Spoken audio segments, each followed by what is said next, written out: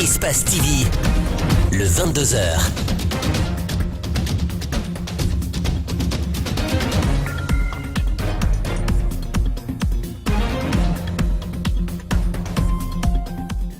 Bonsoir à tous et bienvenue dans cette grande édition d'information dont voici les titres. Les députés auront jusqu'au 4 septembre pour examiner la loi de finances rectificative 2019.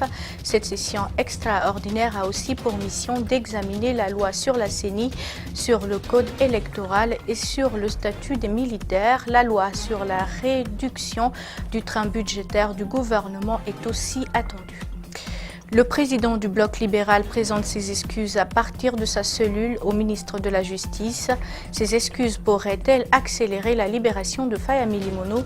Selon nos sources, des négociations seraient en cours entre ses avocats et ceux du corps judiciaire. Plus de 2 millions de musulmans entament le pèlerinage ce vendredi à la Mecque. Il s'agit du plus grand rassemblement religieux au monde. Le royaume saoudien fait face encore à plusieurs défis d'ordre logistique. Bienvenue à tous. On en sait un peu plus sur le crash du mardi dernier. Après 4 jours de recherche intense, finalement, l'appareil et son équipage ont été retrouvés au large de Kaloum. Les corps des 2 membres de l'équipage sont à la morgue de l'hôpital Ignasdine. Dans les familles mortuaires, l'émotion est encore palpable. Des témoignages dans ce reportage d'Ali Badara Kamara et de Yacouba Traoré. Après avoir passé plusieurs jours sur les côtes de la mer, c'est ce jeudi soir que le corps du sous-lieutenant Sékou Kondé a été repêché de la mer. Celui du colonel Abdoulaye Gallo a été retrouvé ce vendredi matin. Ces nouvelles viennent ainsi confirmer la mort de ces 2 officiers.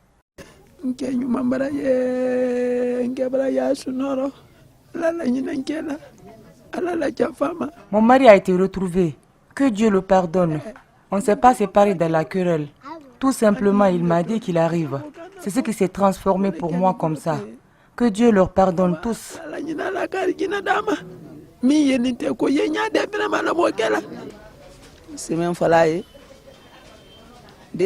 Ce que je peux dire, le fils qui est décédé, c'est pour tout le monde. Il était dans les services de la nation. C'est Dieu qui m'a donné, il a repris. Je me réjouis de sa grandeur et je suis le gouvernement parce qu'il faisait tout pour la famille.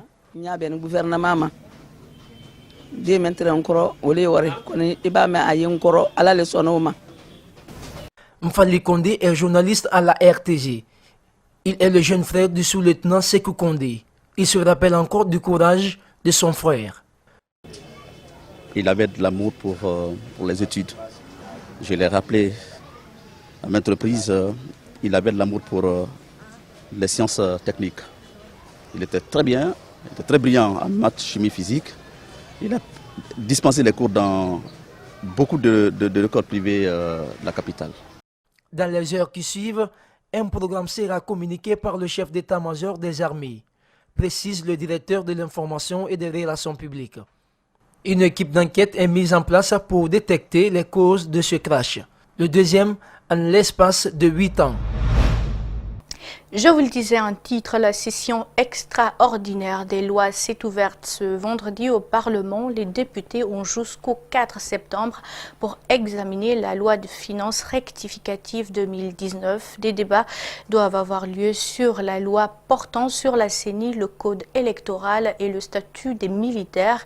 La réduction du train budgétaire du gouvernement sera aussi à l'ordre du jour, nous a confié un député de l'opposition, Mariam Fodé Camara et Alcini Camara. Les recettes réalisées se chiffrent à hauteur de 50,6%.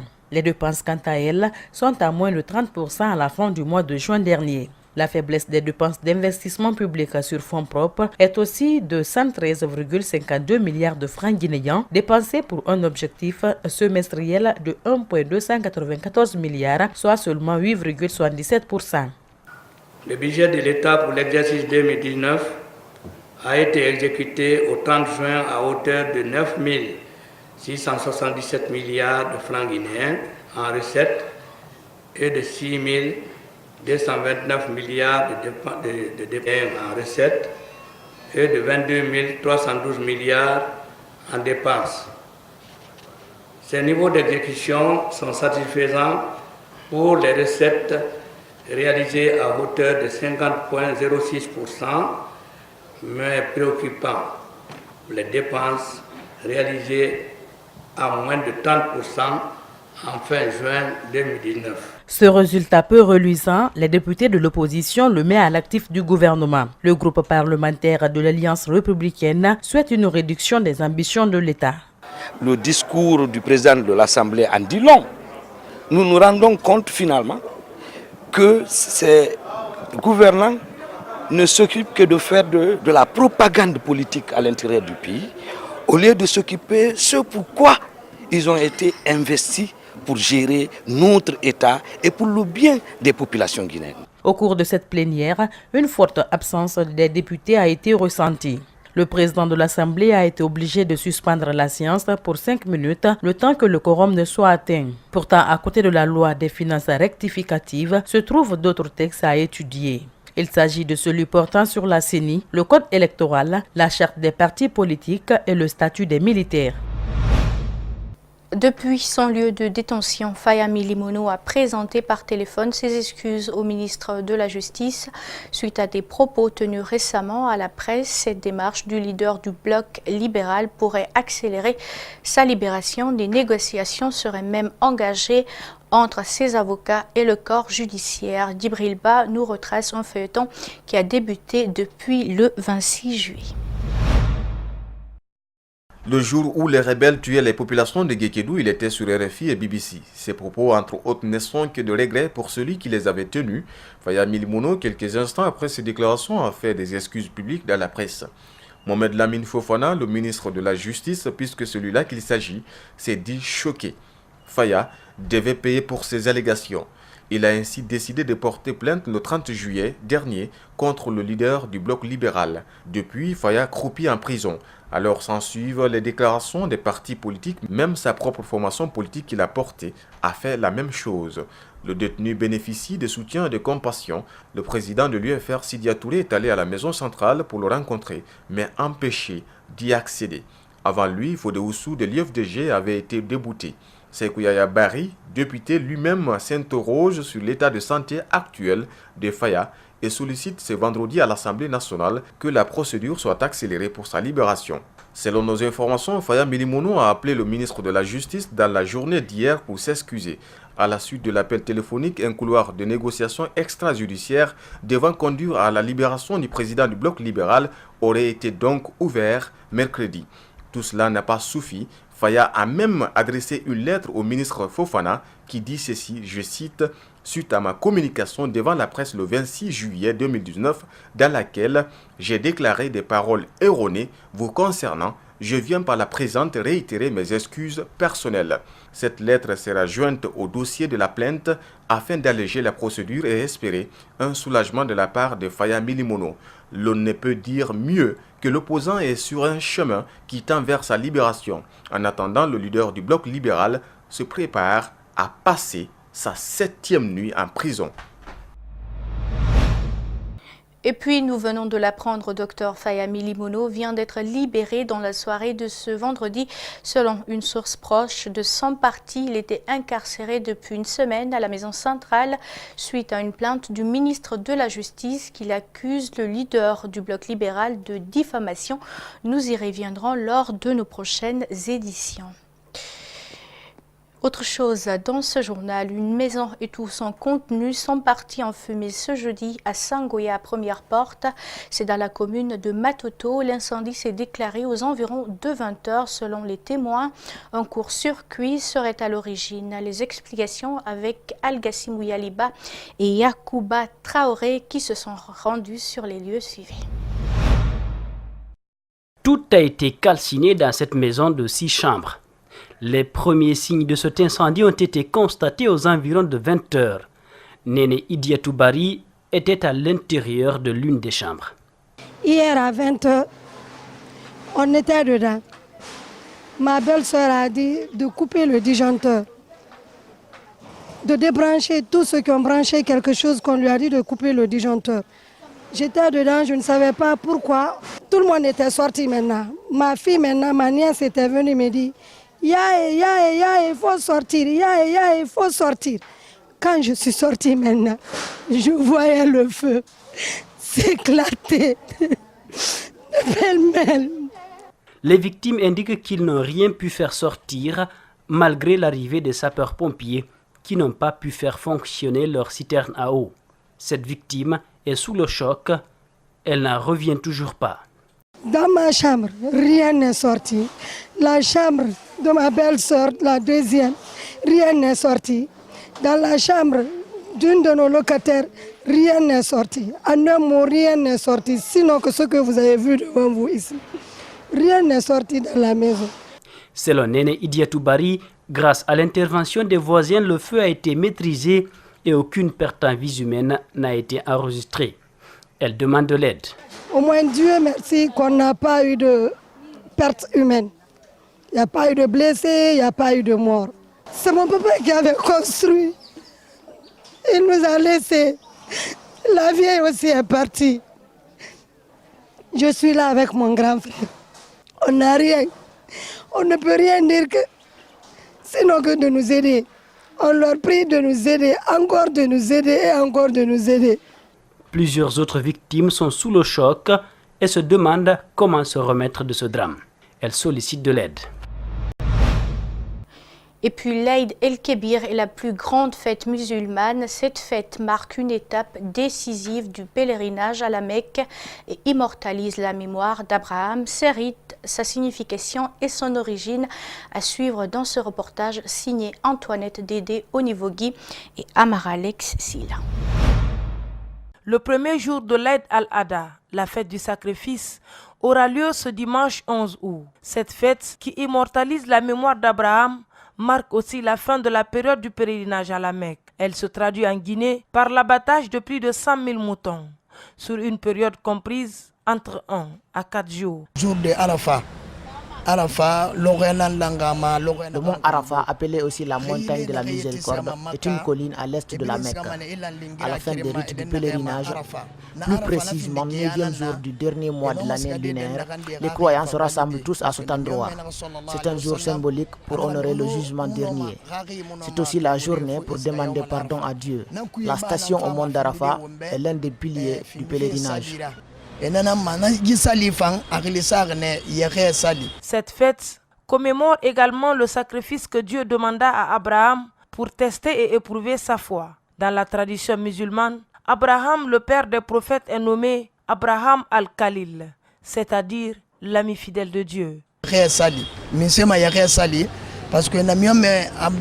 fête commémore la force de la foi d'Abraham à son Dieu, symbolisé par l'épisode où il accepte de sacrifier sur l'ordre de Dieu son unique fils Ismaël. Il est aussi recommandé à l'occasion de cette même fête de jeûner à la veille pour le pardon des péchés.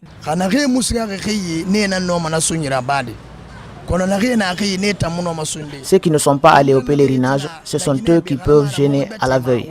Celui qui accomplit cela aura la miséricorde. Son importance, c'est aussi le pardon de tous les péchés.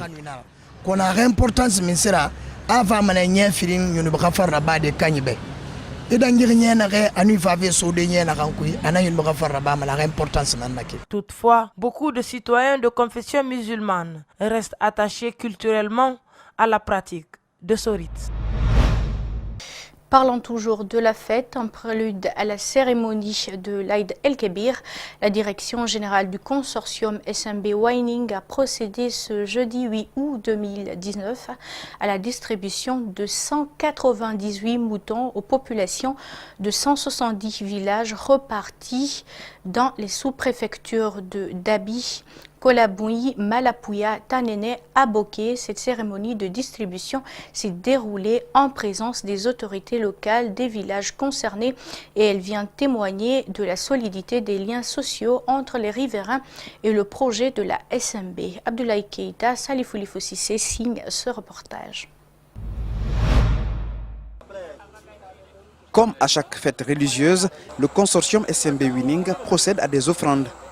Pour cette tabaski, la société a distribué 198 moutons pour les 170 villages impactés par son projet de bauxite à Boké.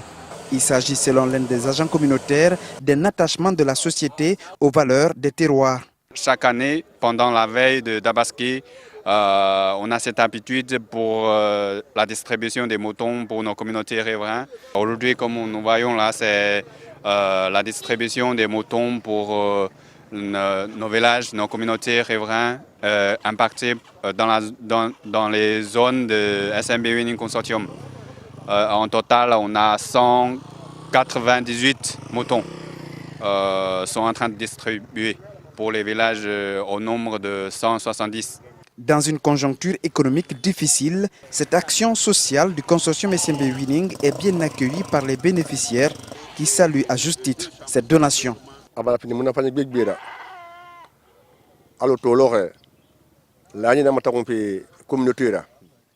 Nous sommes très contents. Tout le monde ne pouvait pas avoir ces moutons. Mais comme chaque année, ils viennent de nous prouver leur soutien. Nous sommes très satisfaits de la SMB.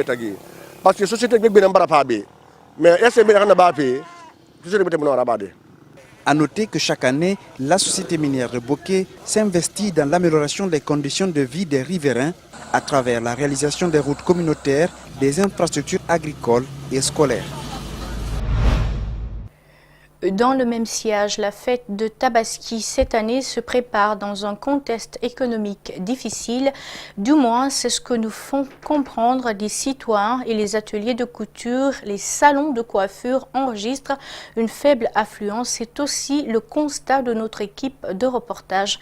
Elisabeth Deltin, Aboubakar Din Souma.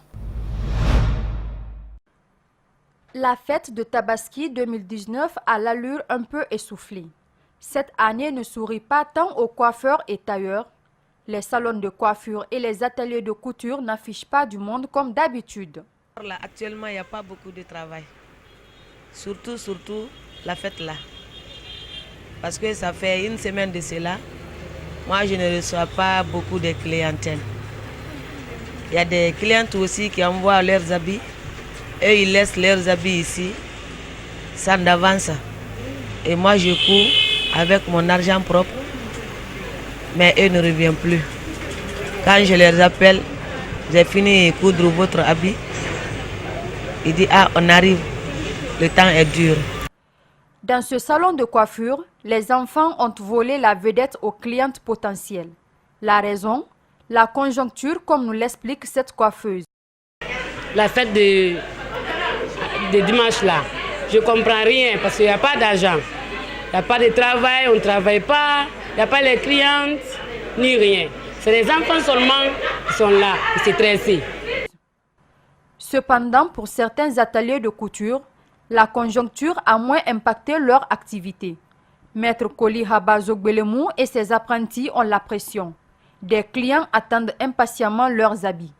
Pour le moment, ça se passe bien parce qu'on a essayé de réorganiser les programmes parce que la fête, quand tu ne programmes pas, c'est pas bon. Il y aura beaucoup de travail. Ce que tu peux faire dans la fête, tu programmes ça avec les clients. Il ne faut pas qu'il y aura des défaillances, quoi. Ici, ça va, Dieu merci. Comme on arrive à satisfaire les clients, Dieu merci. Quand même, nous, il n'y a pas de pagaille ici, tout va bien. Se bien parer pour la fête, manger et se divertir, un luxe que nombre de Guinéens auront du mal à s'offrir cette année. Cette conjoncture qu'accusent des citoyens est bien palpable. Et puis, en cette période hivernale, les plages de la capitale sont submergées d'ordures. Les mesures d'hygiène, cependant, ne sont pas négligées, car l'état actuel de ces lieux de loisirs pourrait mettre en péril votre santé. Suivez ce reportage de Rosaline Goto, Monemou, Ibrahima Sori et Camara. Les plages de Rogbané et Takonko sont méconnaissables. Des images insoutenables, des ordures qui ont presque envahi une bonne partie des sites. Ces ordures proviennent des ménages et sont drainées par les eaux de ruissellement. Une situation que déplore l'administrateur de la plage de Rogbané. Toutes les familles, à tous les niveaux, vivant à Conakry, quand il pleut, jettent les ordures dans les caniveaux. Et les caniveaux débouchent ça vers la mer. Et la mer, ne gardant pas les ordures, eh bien, nous les ramène et les dépose sur les berges. Et c'est ce que nous ramassons tous les jours. Et imagine un peu, quand on enlève ce matin, dès le soir ou demain matin, comme si rien n'a été fait. Ces déchets contribuent à détériorer l'environnement et cela n'est pas sans conséquence sur la santé humaine. Ces responsables s'inquiètent pour les enfants qui y viennent souvent jouer. Ayant ces ordures-là sous ces espaces, les enfants, dans une heure de temps, ils vont venir essayer de jouer entre ces ordures-là. Avec quel risque sanitaire cela, n'est-ce pas, peut causer à un enfant? Parce qu'il y a des métaux, des seringues qui sont souillées.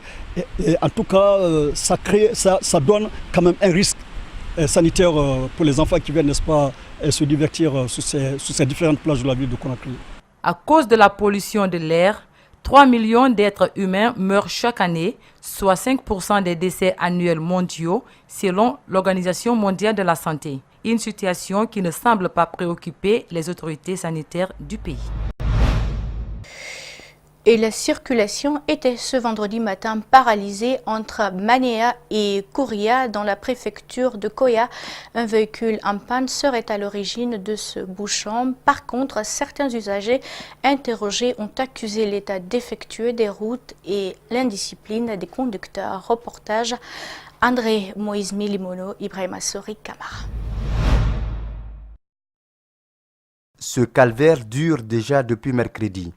Plusieurs véhicules alignés en file indien, aucune voiture ne bouge. Des voyageurs épuisés ne savent plus à quel sein se vouer. Ce jeune se rend au village pour la fête de Tabaski. Il déplore le non-respect du code de la route par les conducteurs, mais aussi l'état piteux de nos routes. Cet embouteillage monstre est causé par ce camion en panne au beau milieu de la route depuis 3 jours. J'ai vu que non seulement il y a l'indiscipline des chauffeurs, mais aussi l'état de la route. Non seulement la route elle est complètement dégradée, mais aussi elle est restreinte. Et il y a tout ça là. Mais tout de suite là, avant d'arriver là à quelques mètres seulement, j'ai vu une camionnette aussi qui est tombée en panne au beau milieu de la route. Le bouchon interminable n'épargne pas non plus ce haut responsable du pays qui était dans son cortège. Ces gardes-corps tentent de désamorcer la situation. Cet autre usager vient de l'intérieur du pays. Il pointe du doigt les autorités du pays. Seulement, je suis énervé contre le gouvernement guinéen. Je ne suis pas très content parce que si vous voyez que les gens parlent de troisième mandat, pour faire le troisième mandat, il faut d'abord avoir ce que le Coran a fait. Il n'a pas fait ça. Comment que nous, on peut accepter le troisième mandat? Il faut que le gouvernement fasse leur travail, accepter de nous donner la route et l'électricité, c'est ça. Lui, il fait plutôt recette au gouvernement. Il demande à l'État de revoir l'état des routes, celles en campagne surtout. Vraiment, il faut que le gouvernement aide la population. Vouloir trop travailler les routes là, c'est aider tout le monde, tous les Guinéens. Surtout ceux qui sont dans les campagnes. Ils n'ont pas de bonnes routes. À l'approche de la fête de Tabaski, bon nombre de Guinéens font le déplacement dans leurs villages respectifs pour y fêter. Avec ces embouteillages, certains risquent de faire demi-tour et passer la fête à Conakry.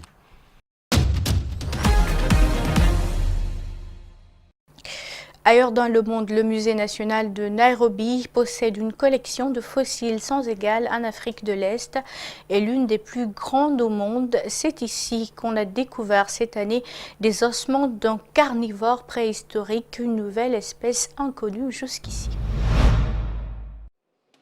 Dans ce tiroir, au milieu de la section des ossements de hyène, se trouve un trésor. Une mâchoire géante, des restes d'un carnivore préhistorique 3 fois plus grand qu'un ours polaire. Vieux de 23 millions d'années, ce fossile a fait les gros titres de la presse mondiale. Une découverte essentielle pour la compréhension de l'évolution de ces mammifères. Ça montre la valeur de l'Afrique en termes d'écosystème et ce à quoi ressemblait l'Afrique. Grâce à ça, nous pouvons faire des reconstitutions de l'environnement, ce que les espèces mangeaient et avec quel type d'animaux ils interagissaient. Mais ce fossile n'a pas été découvert cette année, il est dans le musée depuis plus de 40 ans. Chaque année, le musée reçoit entre 7 000 et 10 000 nouveaux fossiles, beaucoup trop pour ses maigres ressources et ses 15 employés. 99% des personnes qui travaillent ici sont des étrangers. Il est important que les Kenyans comprennent l'importance de cela dans le pays et s'aventurent ou étudient les questions relatives aux origines et à l'évolution de l'homme. Le musée n'a pas beaucoup changé depuis les années 60 quand Louis Leakey, le légendaire paléontologue, empilait ses découvertes. Ici, la classification des fossiles se fait toujours à la main. Ce fut le cas pour ces squelettes de crocodiles qui ont été découverts dans le Turkana, une région aujourd'hui aride. Son étude donne des indications sur l'évolution climatique de la région.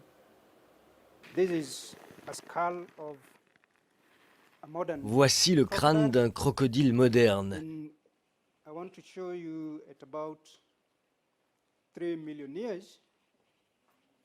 Et je veux vous montrer, il y a 3 millions d'années, voilà à quoi ressemblait un crocodile. L'ancêtre du crocodile est 3 fois plus grand, preuve pour certains qu'il y a des millions d'années, la région du Turkana était moins aride. Ces découvertes, comme celle de la mâchoire du carnivore géant, devraient permettre aux scientifiques de sensibiliser les autorités à l'importance de la paléontologie, comme c'est le cas pour la préservation des espèces en danger.